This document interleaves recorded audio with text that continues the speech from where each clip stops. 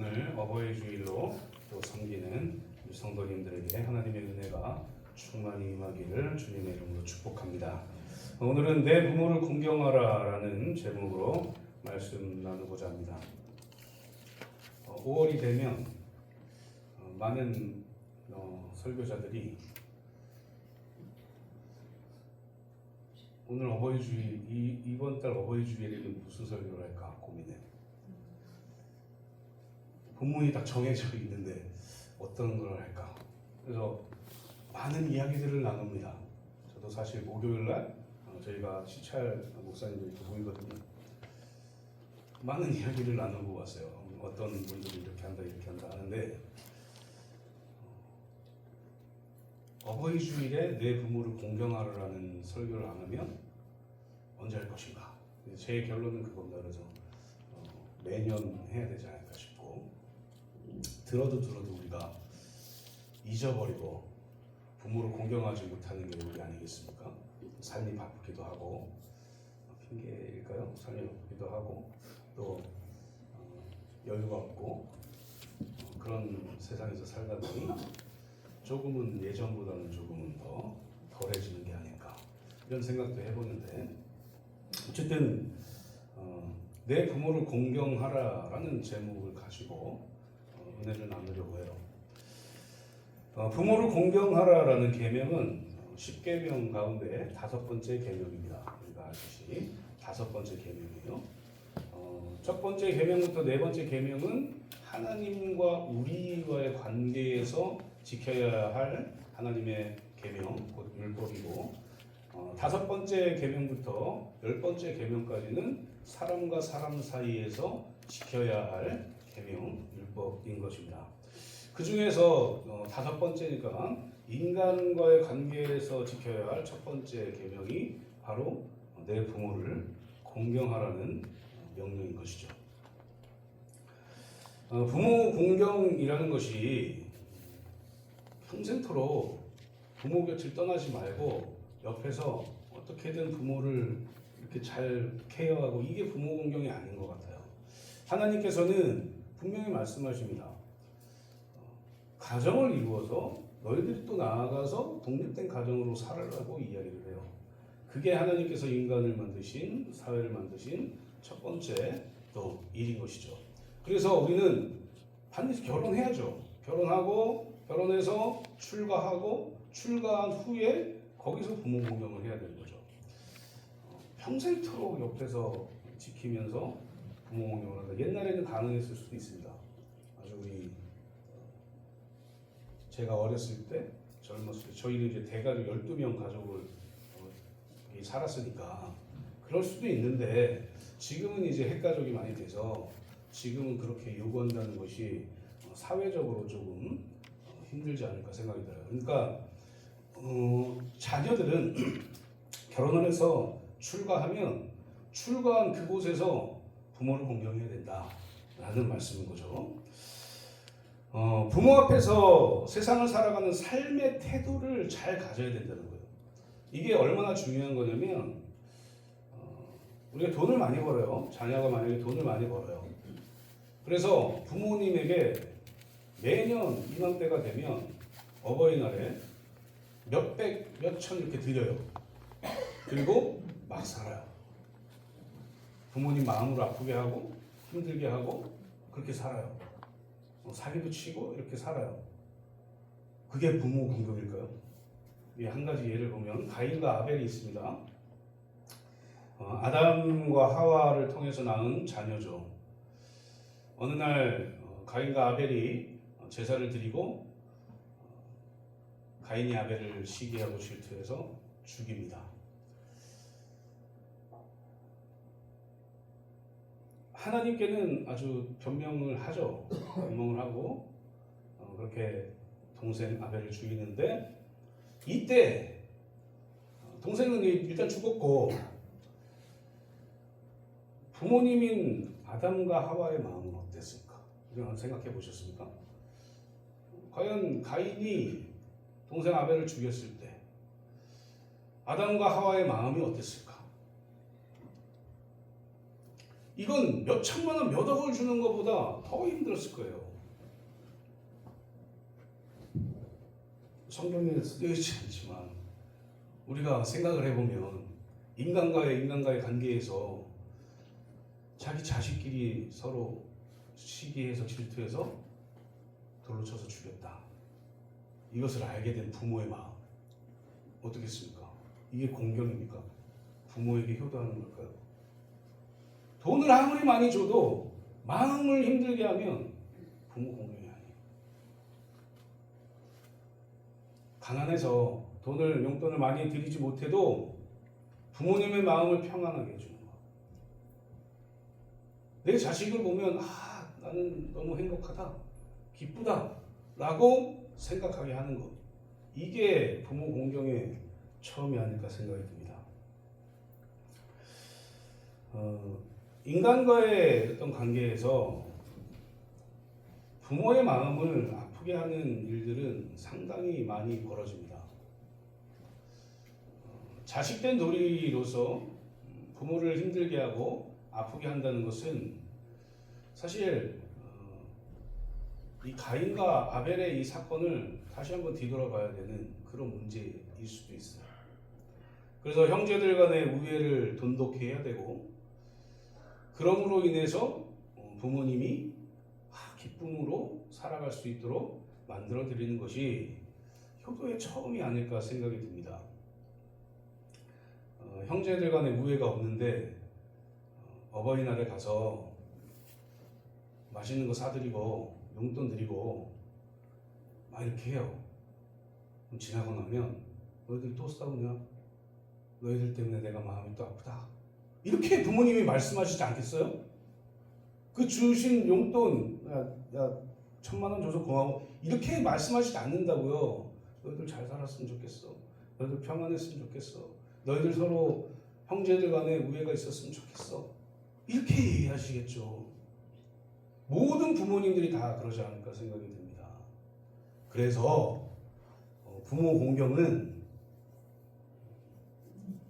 돈의 어떤 많고 적음이 있는 게 아니에요. 당연히 우리가 용돈을 드려야 됩니다. 어버이날에 용돈을 드려야 돼요. 주일학교처럼 한번 해볼까요?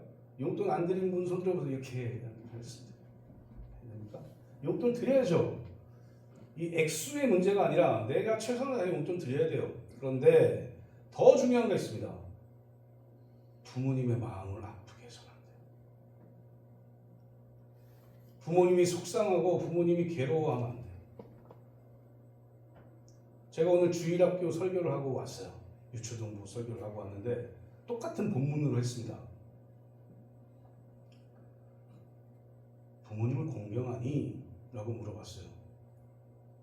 부모님 말씀을 잘 듣니? 라고 물어봤어요. 순종하고 있니? 라고 물어봤어요. 네 라고 대답했습니다. 아이들이. 우리 성도님들을 상황이 다 다르죠.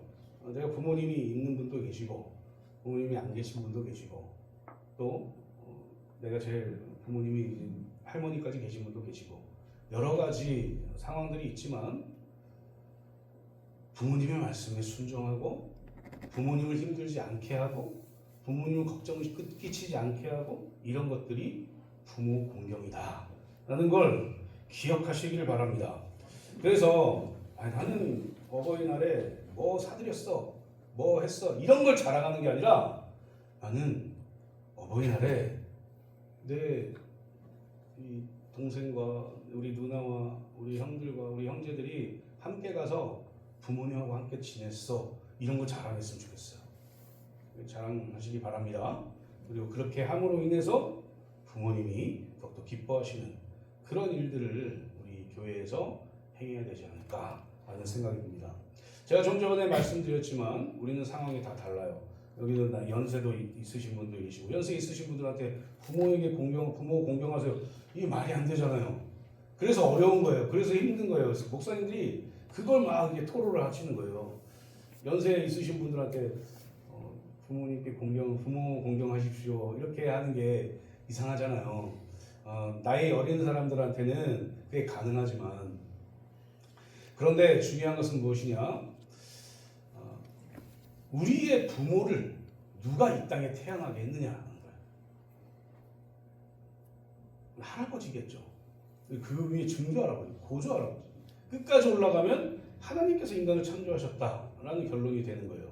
그래서 우리가 이 땅에 태어나게 된 것은 하나님이 이 땅에 태어나게 한 것이다 라는 것을 믿으시고, 이 교회를 누가 만드셨는가 생각해 보셨죠? 이 교회는 하나님이 예수 그리스도의 피로 예수 그리스도를 머리로 한 그런 교회로 세우신 거예요. 이 세상에 있는 어떤 교회든 다, 정상적인 교회는 다 예수 그리스도를 머리로 한 교회예요. 그래서 우리 양양중앙교회도 제 교회도 아니고 우리 성도님들 교회도 아니고 누구의 교회다? 하나님의 교회예요. 그래서 우리가 부모님께 효도하고 공경하는 그 모습은 우리 성도가 우리의 아버지이신 하나님이 지으신 이 교회를 섬기고 이 교회에 충성하는 것과 똑같은 것이다. 그래서 우리 연세 드신 분들은 나는 부모니까 나는 부모로서 다 효도해 이렇게 하는 게 아니라, 교회를 어떻게 섬겨야 되지? 교회에 어떻게 충성해야 되지? 교회에서 내가 어떻게 얼만큼 기도해야 되지? 교회 나와서 내가 기도해야지. 집에서도 내가 교회를 위해서 기도해야지. 이런 것들이 부모를 공경하는 것과 부합된다라고 생각하고 들으시기를 소망합니다. 그런데 우리가 생각해 봐야 될 게 있어요. 효도는 부모님이라는 대상이 있어야 되잖아요. 공경 그러면 부모님이라는 대상이 있어야 되는데, 성경에 보면 애매한 사람들이 나옵니다. 누구에게 공경을 해야 될까라고 생각해 봐야 될 사람들이 나와요. 모세가 태어나자마자 이제 뭐 정책이겠죠. 바로의 어떤 그런 정책으로 인해서 산하 제한하기 위해서 다 죽이라고 했어요. 남자들은 다 죽이고 남자아이는 다 죽이고 여자아이만 살려라 이렇게 했는데, 이 요게벳이 모세 어머니죠. 요게벳이 모세를 바구니에다 해가지고 다 역청 발라가지고 물 안 들어가게 해서 띄워요. 나일강에 띄워요. 그걸 하나님의 섭리로 목욕하던 공주가 그걸 발견해가지고 키우죠. 이 모세라는 이름이 물에서 건졌다 이런 뜻이잖아요. 물에서 건져서 키워요. 그런데 이 미리암, 누나 미리암이 요게벳을 유모로 이렇게 소개를 해가지고 엄마가 허리 이제 물에 띄운 모세를 아들을 젖먹입니다. 몇 살까지 그렇게 했는지는 성경에 정확하게 나오진 않아요. 근데 그 당시의 어떤 정황으로 봐서는 한 5살 정도까지는 그렇게 유모로 키우게 됩니다. 이 모세는 누구를 엄마로 생각하고 살았을까요? 40년 동안 왕궁에서 살고, 그 이후에 40년 동안 광야에서 살고, 그 이후에 40년 동안 하나님의 뜻에 따라 사명을 감당했던 사람이에요. 엄마 요게벳을 5살 정도까지만 보고 그 이후에 받는지 안 받는지도 몰라요. 그 후에는 자기가 왕자로서 이게 왕의 혈통으로 살았죠. 그리고 자기의 정체성을 알고 나는 누구에게 효도해야 되지? 이렇게 생각할 수도 있지 않겠습니까? 제가 생각을 좀 엉뚱하게 해서 그런지 모르겠지만 생각을 그렇게 할 수도 있죠. 또 한 사람 있어요. 요셉이 아주 아버지의 사랑을 받으면서 살았습니다. 그런데 이 요셉은 어머니 라헬이 어렸을 때 죽고,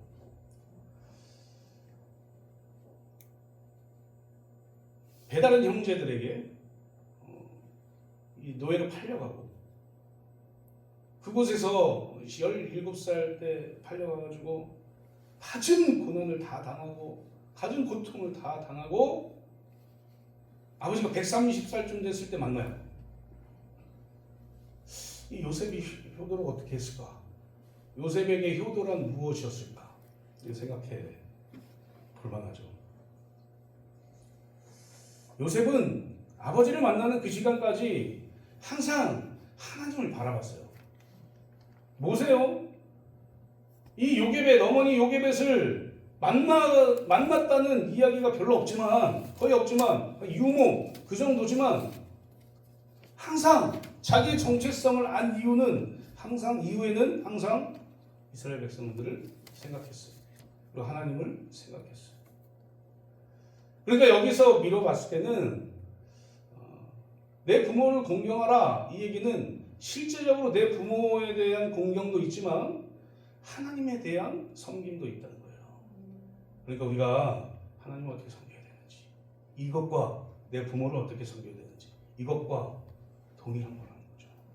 그래서 우리가 잘 생각해야 됩니다. 내가 지금까지 내가 우리 부모님을 어떻게 공경하며 살았을까? 내가 하나님을 공경하며 하나님의 말씀에 순종하며 사는 것처럼 살았을까? 아니면 내 부모니까, 나 낳아주신 분이니까 나 다 이해하겠지 뭐, 괜찮겠지 하고 살고 있지는 않았을까? 그렇게 살았으면 하나님께도 이 정도 괜찮겠지 하고 사는 것과 똑같은 거죠. 사랑하는 성도님들, 오늘 이 에베소서를 편지를 보낸 사람은 사도 바울이에요. 사도 바울에게 있어서 효도란 무엇이었을까요? 마찬가지 아니었을까 싶습니다. 사도 바울이 혈기가 왕성해가지고 예수 그리스도를 믿는 그리스도인들을 죽이려고 공문까지 받아가지고 막 잡아들여요.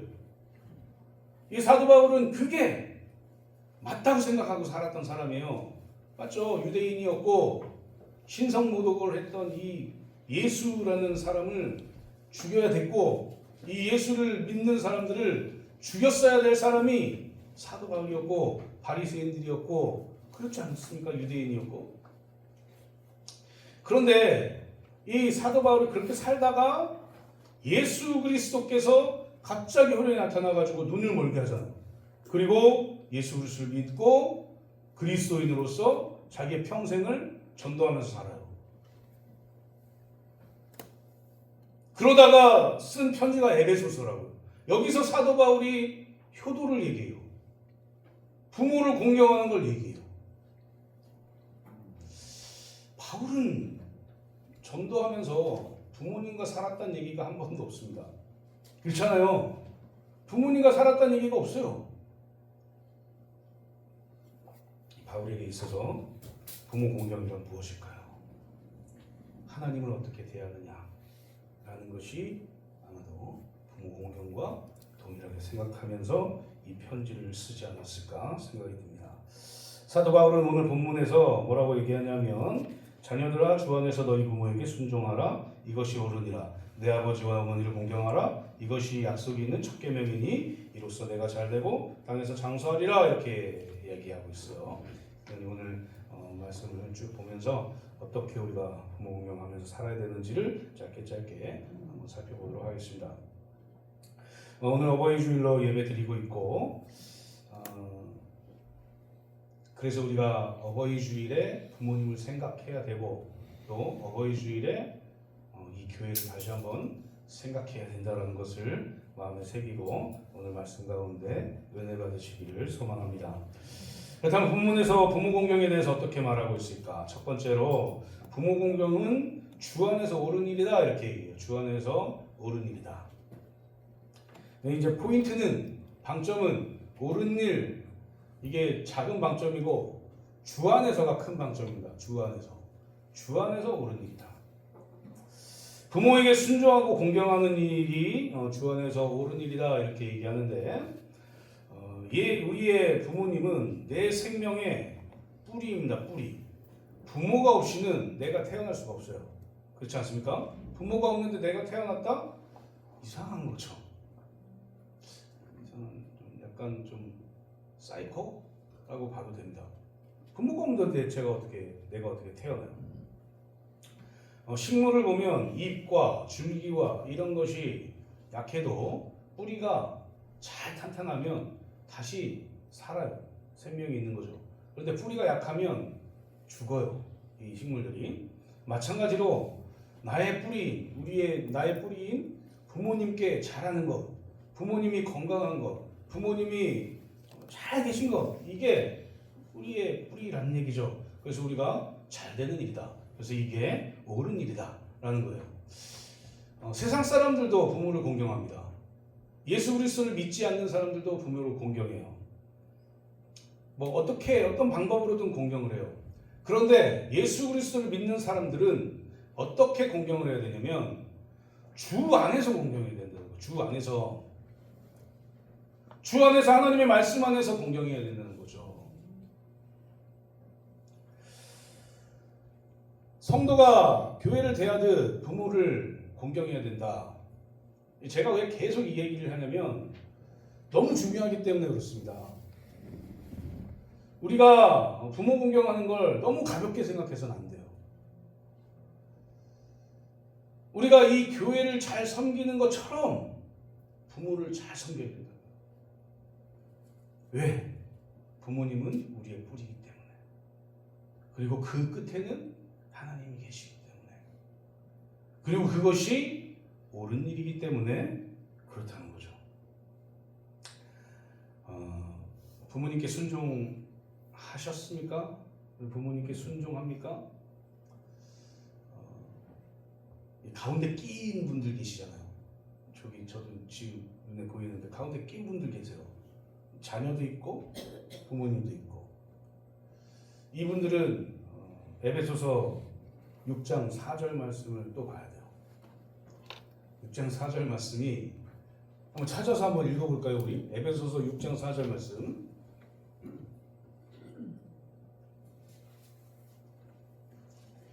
에베소서 6장 4절입니다. 316면에 있죠. 우리 같이 다 찾으셨죠? 같이 한번 읽어보겠습니다. 시작. 또 아비들아 너희 자녀를 노엽게 하지 말고 오직 주의 교훈과 훈계로 양육하라. 아멘입니까? 네. 우리 가운데 끼신 분들은 이 말씀을 먼저 행하세요. 자녀들을 노엽게 하지 말고 주 안에서 어떻게 행해야 되는지를 교육해야 돼요. 교육에는 두 가지가 있죠. 말로 하는 교육이 있고 몸으로 하는 교육이 있습니다.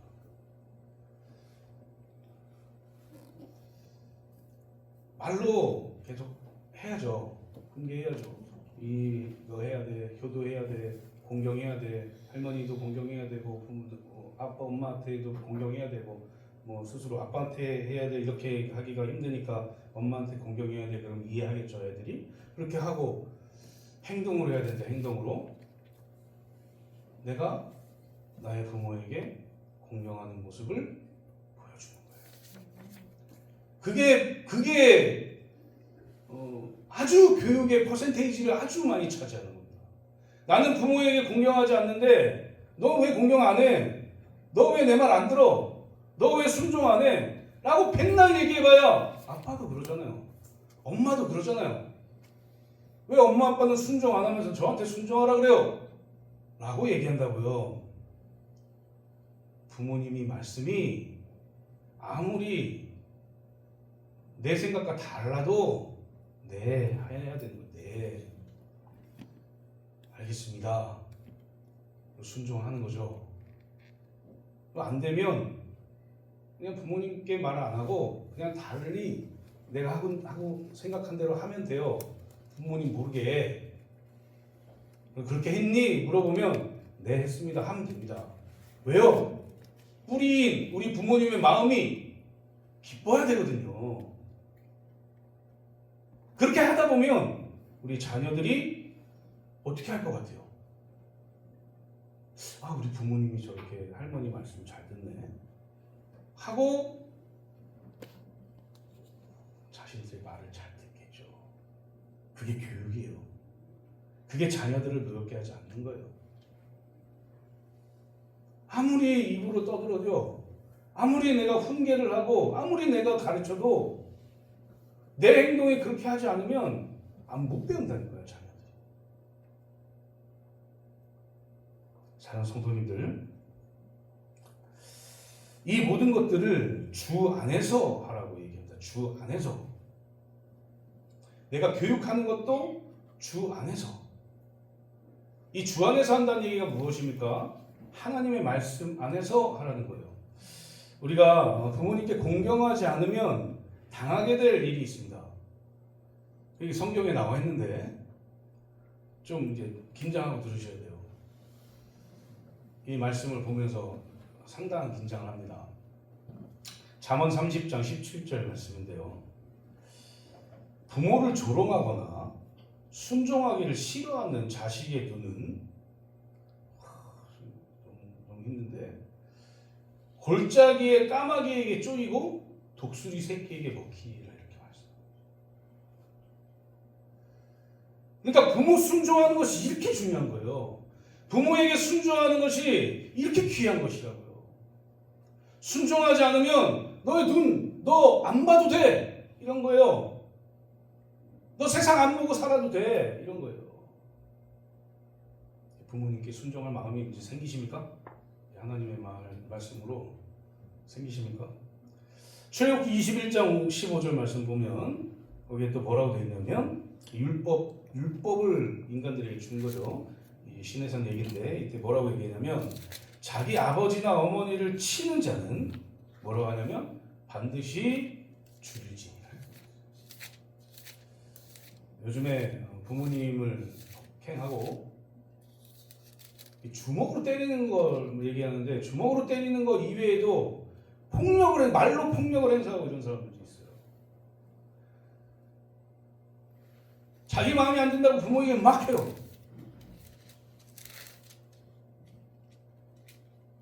이런 사람들은 반드시 죽는데요. 사랑하는 성도님들, 부모 공경이 이렇게 중요한 거고 주 안에서 옳은 행위입니다. 오늘부터 교회를 잘 섬기시고 부모에게 공경 잘 하시기를 바랍니다. 왜요? 우리의 뿌리인 부모가 기쁘고 행복하고 늘 웃고 웃음이 떠나지 않고 이렇게 얼굴이 좋아야 되는 그것이 하나님 안에서 옳은 일이기 때문이다 라는 걸 기억하시고 날마다 부모를 잘 섬기고 부모님을 공경하는 우리가 되기를 주님의 이름으로 축복합니다. 두 번째는 부모 공경은 약속이 있는 첫 계명이다 이렇게 되어 있어요. 부모 공경은 약속이 있는 첫 계명입니다. 수학에 공식이 있고 과학에는 원리가 있고 법학에는 법칙이 있죠. 우리 하나님의 말씀 성경에는 뭐가 있냐면 그 바탕에 계명이 계명. 이 계명은 율법을 축약시켜 놓은 거죠. 율법을 완성하시는 분이 누구냐면 예수 그리스도입니다. 인간은 그 누구도 율법을 다 지킬 수 없어요. 그래서 유대인들이 율법을 다 지켜보려고 계속 쪼개는 거예요. 쪼개서 내가 요거라도 지킬까? 이거 지킬까? 해서 엄청나게 쪼개진 겁니다. 다 부질없는 거죠. 못 지킵니다. 인간은 그 누구도 율법을 완벽하게 지키지 못해요. 율법을 완벽하게 지키신 분이 누구냐? 오직 예수 그리스도다. 왜요? 죄가 없으신 분이기 때문에 그렇습니다. 하나님의 아들이시기 때문에 그래요. 그분만이 율법을 지키셨어요. 그리고 율법을 완전히 지키신 그분만이 완성할 수 있었던 거예요. 그리고 새 계명을 인간에게 줘요. 그게 뭐냐면 하나님을 사랑하고 이웃을 사랑하라는 거예요. 이게 계명입니다. 이게 하나님의 계명이에요. 그러니까 이 계명은 부모를 공경하라는 이 계명은 사랑의 계명인 거죠.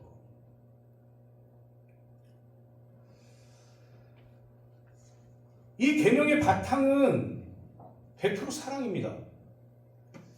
하나님께서 이 계명을 이스라엘 백성들에게 율법을 주셨을 때 너희들 이거 못 지킬걸? 한번 지켜봐라. 이렇게 하기 위해서 주셨을까요? 아니에요. 이거 지켜. 이거 지키기 위해서 힘쓰면 내가 너희들에게 이것도 주고 이것도 주고 이것도 주고 내가 너희와 함께 있을게. 이거 지켜. 이게 의로운 거야. 지켜. 라고 계속해서 독려한 거예요. 이걸 인간이 지키지 못하니까 하나님도 알고 계셨죠. 이걸 지키지 못하니까 의로운 예수 그리스도를 보내시면서까지 이 계명을 완수하시려고 하셨던 거예요. 그래서 예수 그리스도를 믿는 사람들은, 모든 사람들은 의로워지는 거예요. 그래서 의롭다고 칭함을 받는 겁니다. 예수 믿는 그것 때문에. 그리고 예수 안에서 의로운 사람으로, 구원받은 사람으로 살아가는 거예요. 이게 계명입니다. 하나님의 계명. 이 인간과 인간 사이에 있는 첫 번째 계명을, 내 부모를 공경하라라는 것으로 주신 이유는, 이 일을 뿌린 이 일을, 이 계명을 지키는 것이, 지키는 사람은 다른 계명들, 그 이후에는 6번부터 10번까지 있는 그 계명을 다 지킬 수 있기 때문에 이런 거예요. 사랑하는 성도님들, 부모 공경은 약속이 있는 하나님의 사랑의 첫 번째 계명이다. 그래서 이 계명을 지키고 나아가는 것이 인간이 꼭 해야 될 일이다. 부모를 공경하십시오. 그리고 거기에서 주시는 하나님의 약속을 받으십시오. 성경에 있는 인물들 다 보면 하나님이 약속하신 그 약속에 따라서 살아갑니다. 창세기 3장에서부터 이미 하나님은 인간과 언약해요. 인간과 법을 주시고 그 법을 지키면 이렇게 해주겠다. 이렇게 약속을 하죠. 성경의 모든 부분이 다 그래요. 하나님의 언약으로, 그 관계로 살아가게 해요. 그래서 이 약속이 있는 첫 계명은 상당히 중요한 거예요. 인간에게 있어서. 이것을 지키면 이렇게 해줄 거다 라고 하나님이 얘기하기 때문에 더 그렇습니다. 사랑하는 성도님들, 온전히 하나님의 법 가운데에서 살아가십시오. 그리고 하나님께서 주신 사랑의 첫 번째 계명인 내 부모를 공경하라 라는 계명을 지키려고 힘써보세요. 그러면 다른 계명들 지켜진다는 거예요. 그리고 약속대로 하나님이 주실 것이 있다. 이건 우리가 이제 세 번째로 볼 건데, 그래서 우리가 계명을 잘 지키면서 살아가시는, 그리고 어버이 주일 맞이해서 더욱더 올해 벌써 5월이네. 이제 7개월 남았네. 맞습니까? 7개월? 산수 잘 못하거든요. 5, 6, 7, 7개월. 7개월 동안 내가 부모 공경하면서 더 열심히 살아야지. 아니 1년 동안 살아야지. 그래서 내년 5월에 되면 내가 부모를 얼마나 공경했는지, 하나님이 나에게 어떤 약속을 지켜주셨는지 한번 살펴봐야지 라고 하면 살아보세요. 그러면 다른 것에 신경 안 써도 살 수 있다 하는 것을 기억하시고 날마다 순종함으로 살아가시는 저 성도님들 되시기를 주님의 이름으로 축복합니다. 마지막 세 번째로 부모 공경을 어떻게 얘기하느냐? 부모 공경은 땅에서 잘되고 복된 길이다. 이게 하나님이 우리에게 약속하신 언약입니다. 이 세상에서 잘되기를 원하지 않는 사람은 없어요. 한 명도 없습니다. 저도 잘되길 원해요. 잘되길 원하지 않겠습니까? 우리 교회가 부흥하고 내가 좀 잘되고 이랬으면 좋겠어요. 세상에 그 어떤 사람도 그 마음이 없는 사람은 한 사람도 없습니다. 그런데 그것을 이룰 수 있는 방법이 오늘 말씀해 주잖아요.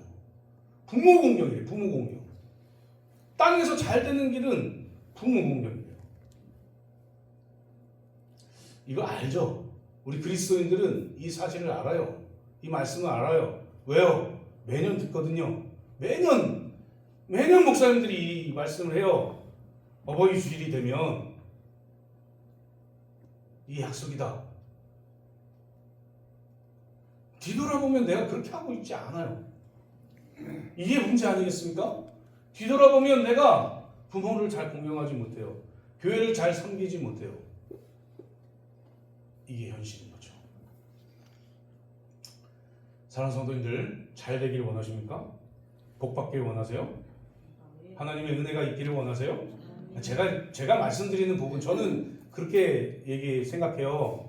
제가 복이다라고 얘기하는 것은 첫 번째는 하나님과 동행하는 게 복이고 또 하나님과 동행하는 것은 천국 가는 것이잖아요. 그러니까 그게 복이고 그 다음에 부수적으로 하나님께서 사용하시기 위해 주시는 것이 그런 이 땅에 있는 복인 거죠. 그래서 재물도 있고 건강도 있고 이렇게 하는 거예요. 그래서 제가 중요하게 생각하는 복은 재물을 많이 벌 겁니다. 아파트 값이 갑자기 뛸 거예요. 이런 거 아니에요. 없을 수도 있어요. 돈. 아플 수도 있어요.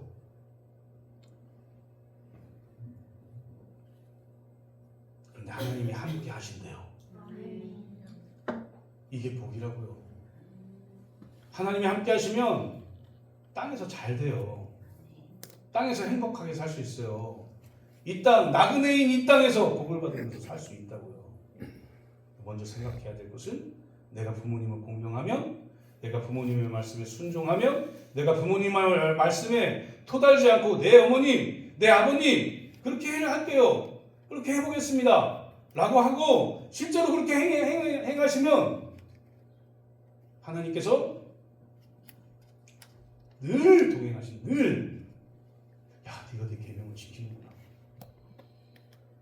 야, 네가 네 부모에게 그렇게 네 부모 말을 그렇게 잘 듣는구나.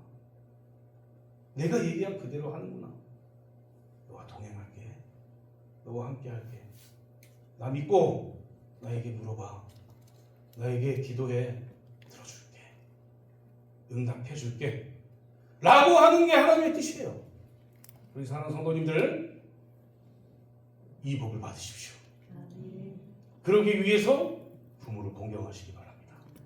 그런 걸 통해서 날마다 잘 되시는 우리 성도님들 되시기를 주님의 이름으로 축복합니다. 이제 말씀 맺도록 하겠습니다.